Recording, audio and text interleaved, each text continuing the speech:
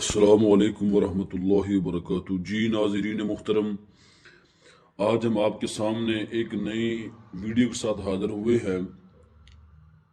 और इससे पहले गुजारिश ये है कि जो हमारे चैनल पर नए हैं उनको चाहिए कि हमारे चैनल को सब्सक्राइब कीजिए और आगे भी शेयर कीजिए। बात मुख्तसर करेंगे। बात ये है कि जिन्होंने फेज़ 2 में अपने कागजात जमा करवाए थे, पहले तो चंद लिस्टें जारी हुई थी चंद अजला की।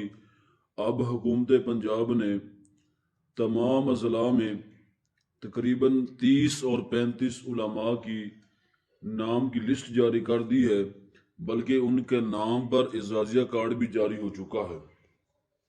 उनके नाम पर इजाजिया कार्ड भी जारी हो चुका है। तो ये पक्की खबर है कि जल्द अज जल्द जिन्होंने फेज 2 के अंदर अपने कागजात जमा करवाए थे उनको जल्द अज जल्द इतला दी जाएगी कि पहले लोगों को कॉल भी आ चुकी है, तो वो लोग अपना इजाजिया उन्होंने वसूल कर लिया है। तो लोग परेशान थे, बार बार सवाल कर रहे थे कि अभी तक इजाजिया कार्ड जारी नहीं हुआ, तो होगा या नहीं होगा। ये उनके लिए खुशखबरी है कि उनका इजाजिया कार्ड जारी हो चुका है। और जिनको फेज 2 के अंदर अभी तक फेज 2 के अंदर अभी तक उनको इजाजिया नहीं मिला, वो परेशान ना हो।